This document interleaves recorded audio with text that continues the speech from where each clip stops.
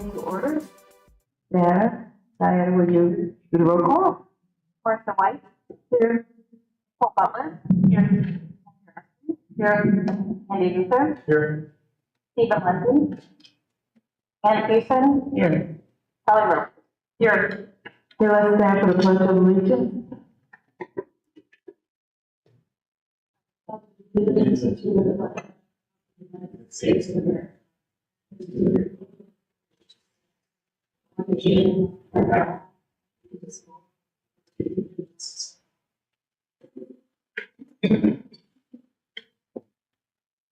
I'm turning the meeting over to Dr. Wilcox for the superintendent's report. Thank you so much, Ms. White. First, I would like to invite up our audit presentation. Mr. Adams, are you coming up as well? All right, come on down. Jeff Rollison from Evans Marshall did our audit.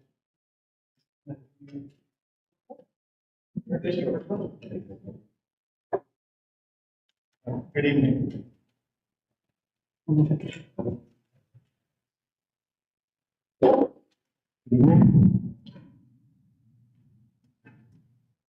Thanks for having me. I'd like to thank Frank and his staff to start off with their time and their assistance and during the audit process. Obviously, we can't do our job unless they're there to help us. So we appreciate them taking their time out of their busy day just to do what we need to do to get out of it. I'm not going to take up too much time, but I just want to say what you have or have in front of you. I don't know how they deliver these days. It's online or in hardback form. Yeah, it's the two blue books you have there. There's two, one covering the financial statements and the other one covering the federal single audit. The financial statement report, the thicker one, there was no new accounting policies adopted for this year, and application of existing policies were not changed. The financial statement format is consistent with previous years. So what you'll see is pretty much what you saw last year, easy to compare. Just kind of have to keep in mind it's cash basis. So what that brings and entails and timing issues that you might see. Cash basis is used for most schools. Some of the large ones might use it. Accrual accounting, but for the most part in the state, it's cash basis, which is also how you budget, so that makes a better comparison that you might otherwise have. For the year ended June 30, 2024, we issued a qualified opinion based on modified cash.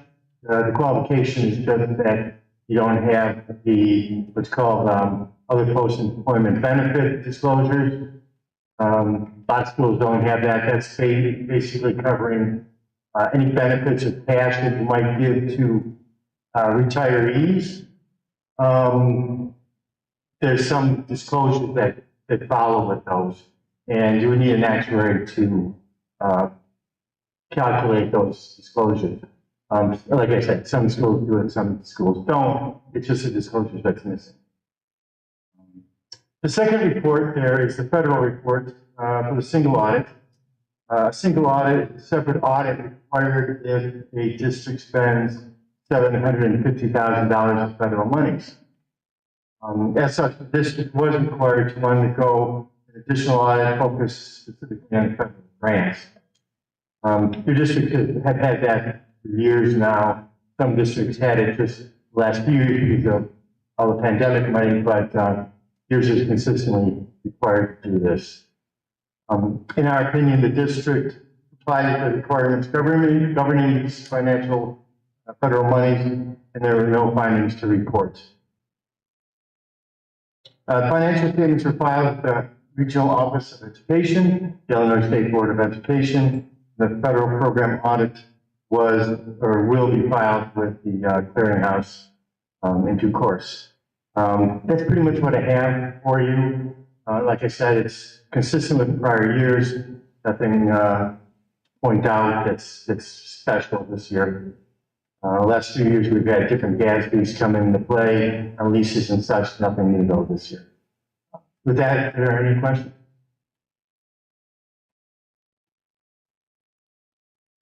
Thank you so much. Next, I would like to invite up Ms. Tracy Griffiths, the Director of Teaching and Learning, and all of our principals to report out on their school improvement.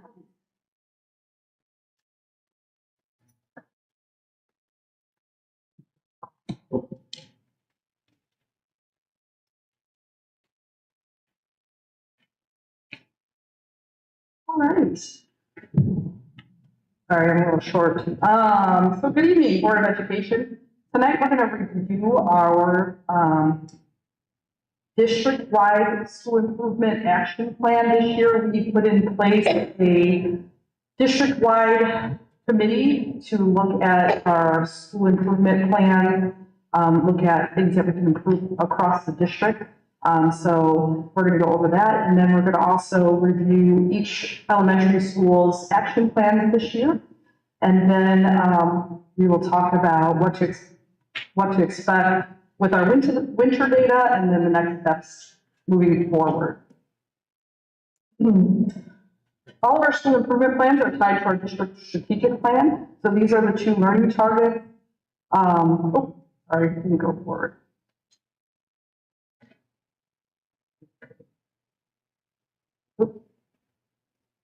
So these are the two targets of our district strategic plan that our school improvement plans will cover. So we're going to ensure continued academic growth and achievement, and as well as equitable access to rigorous curriculum.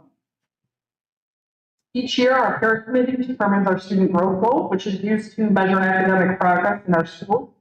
We will continue to use our fall to winter iReady data. Our target will be 53% of our students will hit 50% or more toward their growth goal in both reading and math.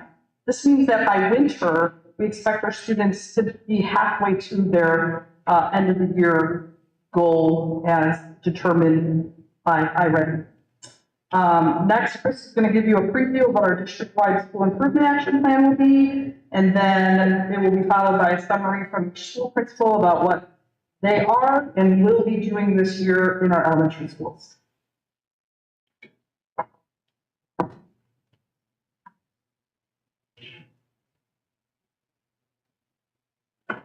All right, good evening. If you recall in the June meeting, Stephanie and I both presented our school improvement plans already, but part of what we were doing at that time is that we had the district school improvement committee that was put together. We were able to take a look at the data that we got from them coming in, looking into each of our schools, kind of help us troubleshoot where some of our focus areas should be. And we did align our goals along with the district goals from that feedback from that committee. We presented to that committee to kind of give them an idea of what we were planning. They gave us feedback, and then we were able to do our final presentation.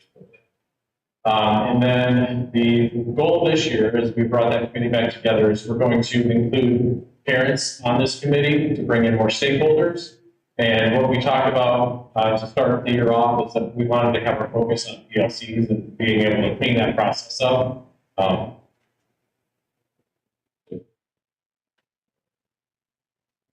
You can talk about get your teacher. So I can do that. So we want to make that process be smoother and more consistent across all of our buildings. We brought 19 staff members, I believe, to Madison this summer for a workshop on PLCs. We really realized that that's where we want to focus our work this year.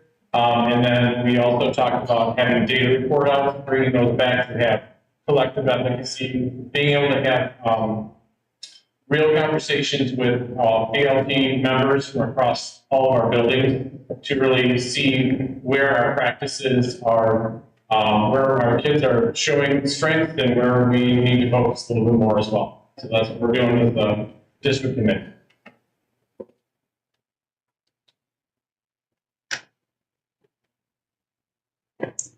Hey, good evening. So I am Megan Griffin. I'm a principal at in case you don't remember me. This year, and we are really trying to focus on the PLCs, like the district committee has urged us to do. We will be utilizing the late data through those PLCs, both formative and summative assessments. The formative assessments are a little new to our team at KM this year, but we have a lot of embedded training throughout the school year to help us with that practice. We've already received some feedback through a PLC coach, and we're working with our instructional coach within the building to better improve our PLC practices. Another thing that is a huge adjustment for this year is a new academic schedule. We changed our master schedule to allow us to have PE every single day. And it also allowed us to build in RTI blocks for tier 2 and tier 3 instruction, and pinpointed times during the day where teachers can really focus on small group instruction to help us bring those ELA and math scores up. So as I mentioned, we are continuing to do professional learning throughout the school year. We built our SIP day calendar, knowing that we would need more PLC training, how to analyze data, as well as continued training on our curriculums throughout the school year. We will be using multiple different measures, including formal and informal measures for our data collections. We will be using our PLC data, of course, as well as our data walls based on our iReady scores. We are also having the BLT team review walkthrough data throughout the school year to ensure that small group instruction as well as our Marzano and Kagan strategies are actually being utilized throughout the school days, and not just when the principal walks in for a formal. We are going to be communicating throughout the school year, not only within our building teams through the PLC process, but through the BLT with our walkthrough data, and then communicating back with the upper administration on how we are doing and checking in with the school improvement plan for the district as well. We're gonna have that data to share for our tier 2 and our tier 3, as well as our data days for the fall, winter, and spring assessments. Thank you.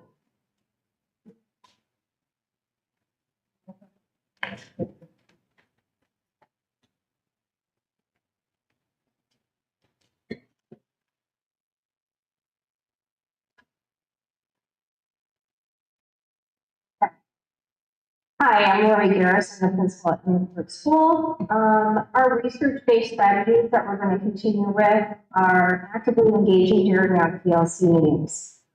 Teams will continue to follow the PLC agenda, participate and articulate utilizing the PDSA cycle to continue to plan for student learning. Educational teams will keep and review notes during their daily PLC meetings. One of the areas which we really need to work on are teams need to plan for learning, utilizing backwards design. We do have a written curriculum. We have a lot of tools. Teachers also need to have the autonomy to plan for the current students that are in their classroom. So we are going to focus on standards that are essential, supporting, and additional, which include extensions for our learners who already know those standards. So how can we better support them? We need to focus and look at readiness of skills, the endurance, which students need to learn that target to meet that standard. Assessments will be used to see how it is measured, and then leverage. So how is that used in multiple subjects? Strategies in your unit planning will be, will include Kagan strategies and DOK questions for depth of knowledge. Professional learning, this year really focusing on using teacher team leaders. We did take teachers with us to our PLC at Work conference. We are working every month with vertical articulation, so we can look at our framework and see where our students are at. Kindergarten is working with first grade, second is working with third, fourth is working with fifth. So they can have discussions about what they saw with certain groups of students, where there's some gaps and where we can improve. They will be able to make adjustments for the next time they teach a unit, and this also allows teams to gauge student needs. Using our instructional coach to further support teachers in their plan for learning is going to help with interventions and extensions. Also, Mrs. Griffiths has a Google Doc that she created, and teachers are inputting information based on needs to help with curriculum writing for the future. So how this is going to be measured is PLC ongoing discussions, kids share win data, pre and post assessments, ongoing formative assessments, running records, including iReady Mastery, which we have gotten continuous training on, and again, got training this year. Interventions also are determined on a unit-by-unit basis to see where students are at. Some students may just need a little bit of extra support and be able to move on in a particular area. Students are also going to track. Every student is going to track their own data and set their own goals in order to conference with teachers to see where they are at and how they're going to progress throughout the school year. I will continue to monitor with PLC teams to show progression of collaboration, which includes my instructional coach. I meet with her twice a month to plan for learning and to plan for our sick days to see where we may have some learning gaps and where we can do better for our students. And data will continue to be shared during our PLC meetings, BLT meetings, and report share outs to the board.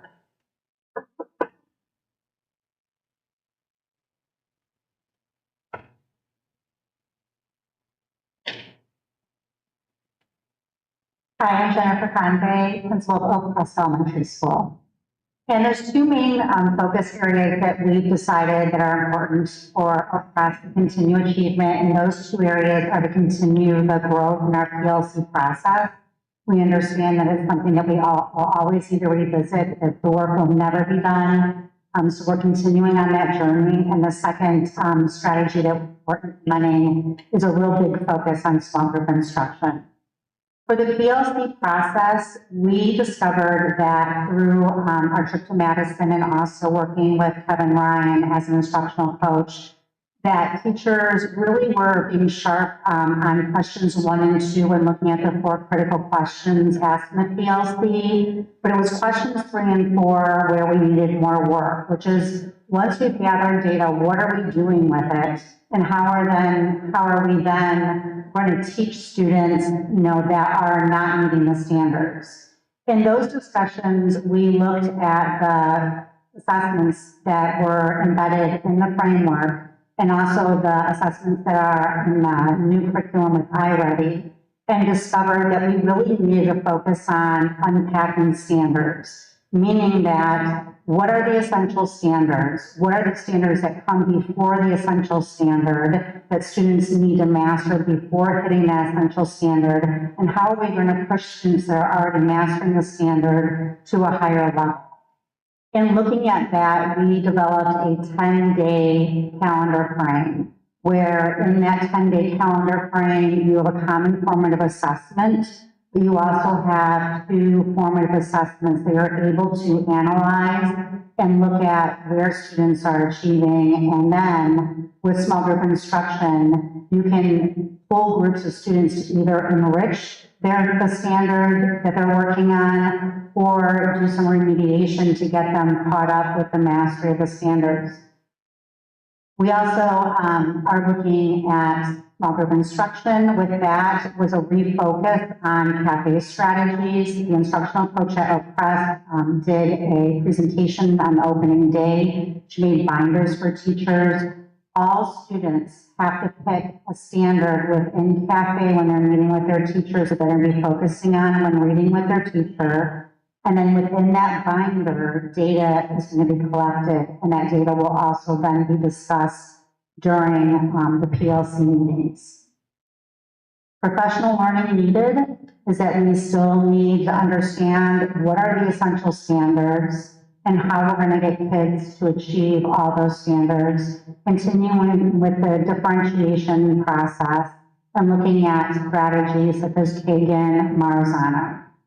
Measures are going to be the common formative assessments and exit tickets that teachers are giving exit tickets while teaching, looking at iReady and data, and also looking at the CAFE binders to see if students are progressing. And then for monitoring, it's looking at the binder, looking at the data. Also looking at the iReady data in the winter will be crucial once those scores are in. And continuing to look at the common summative and formative assessment.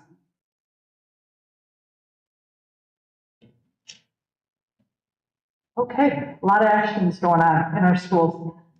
So next steps, we're going to continue implementing our action plans. And next month, the district fit team is going to present to the Board of Education their district-wide goal.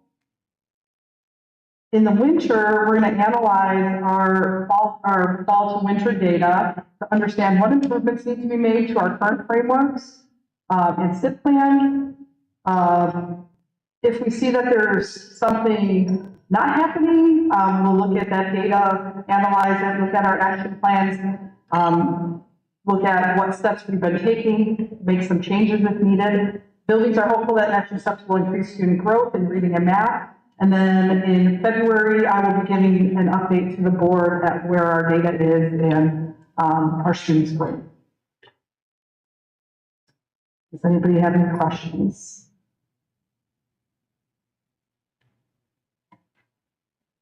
Okay, thank you. Thank you so much.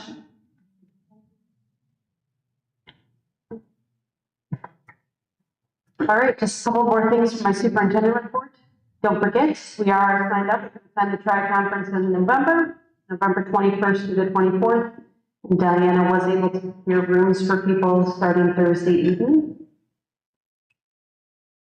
One of the things that's on my superintendent's report is the 2024 Resolutions Committee report. We have added that here so that you all have the opportunity to take a look at that.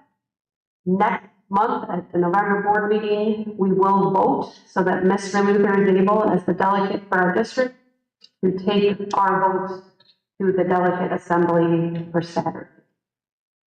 So if you have any questions, please let us know.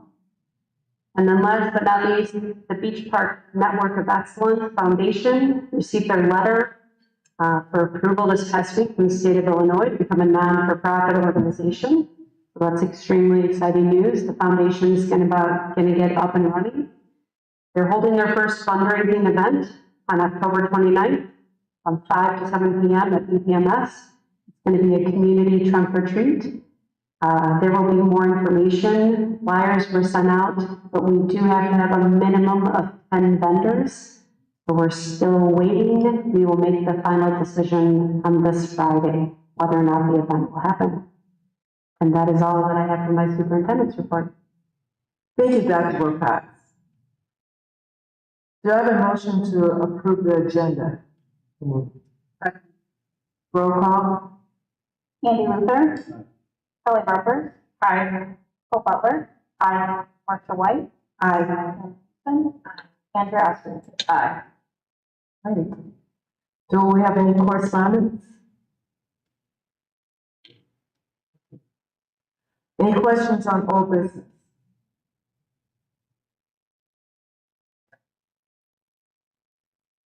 We're moving on to new business. Long-range planning. Thank you. Long-range planning this month. A couple things that I want to bring to your attention. I'm sure you read Jose's report in our board packet.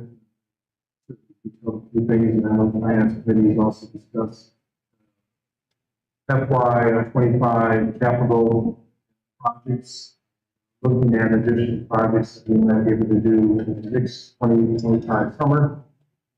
The private stay within the $1 million additional fund range, with the hopes to be able to put money aside for future major projects. Maybe the OC gym renovation, so those items are being discussed with go along with recommendations. OC just mentioned that the gym floor has additions.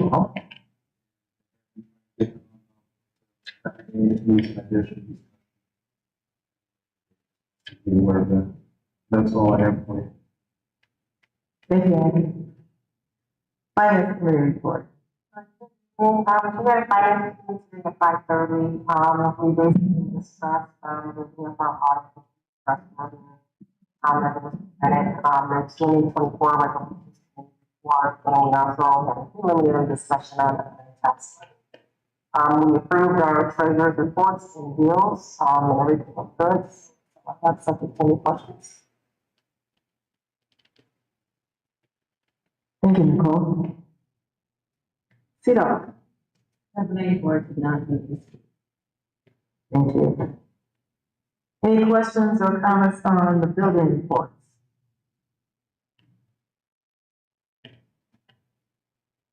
Right, any questions or comments on the department report?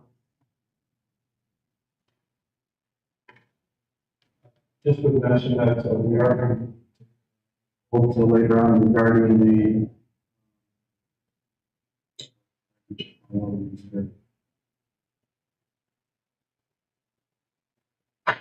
well, there's a couple things we'll be voting on later, and I didn't know if the business manager would like to comment.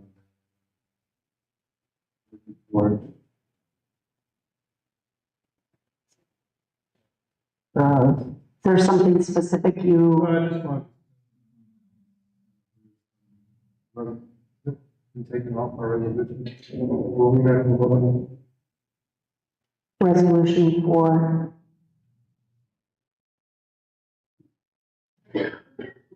Just looking at press. Press policy, rundown. It's under the press policy, but it was the fund balance policy that we, talked about 2 months ago at the board meeting.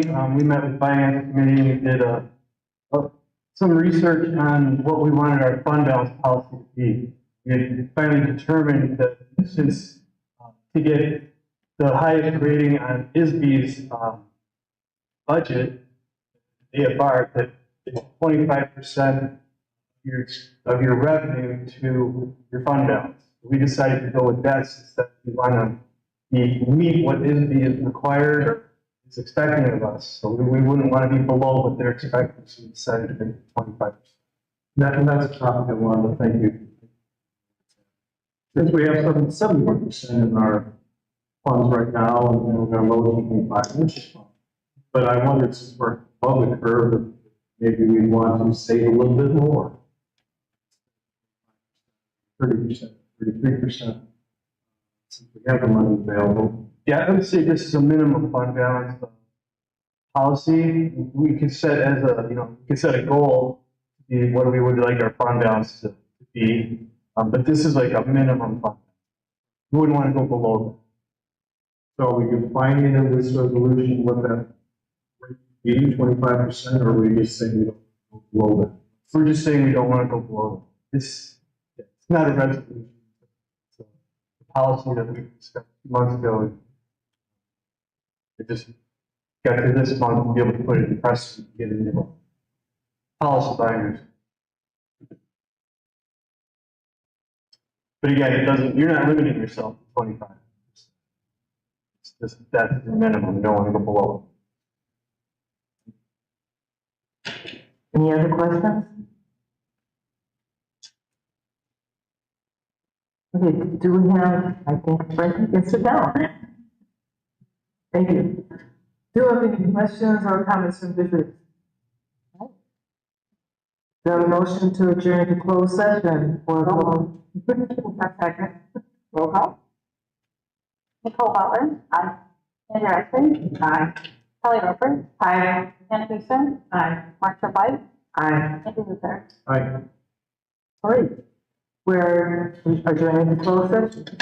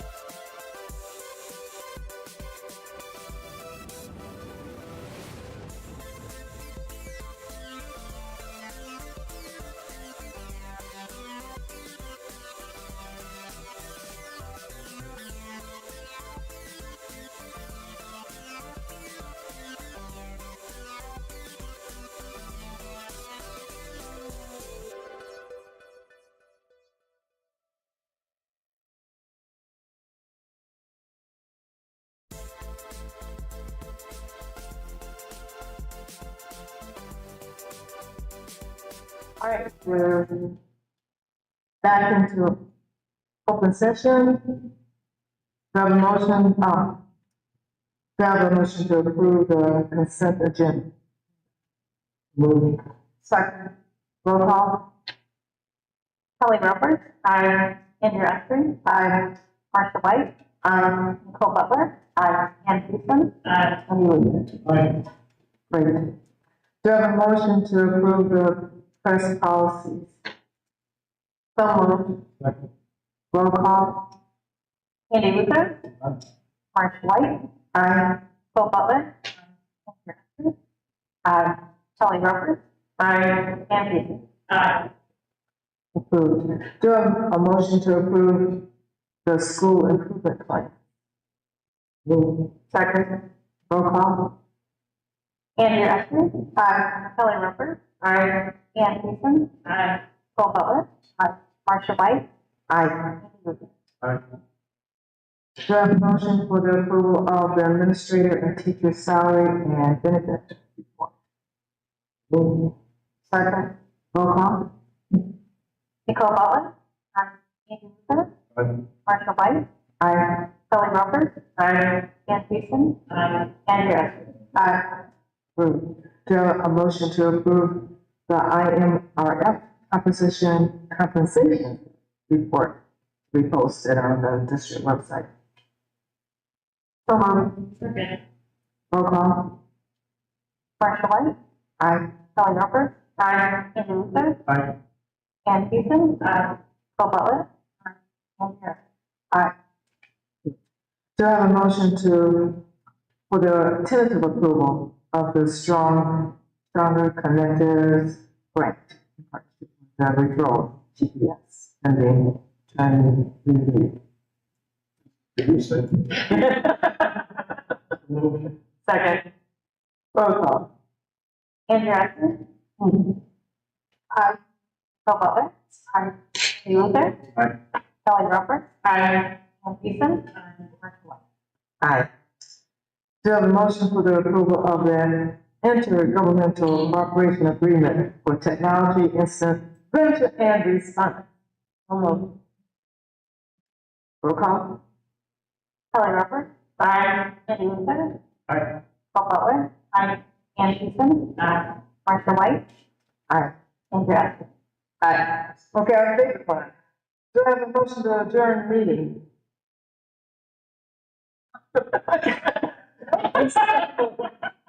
So moved. Roll call. Andrew Estrin. Aye. Kelly Roberts. Aye. Marcia White. Aye. Ann Houston. Aye. Nicole Butler. Aye. Andy Luther. Aye. What's the red light on, Mike? Aye. Recorded. Battery.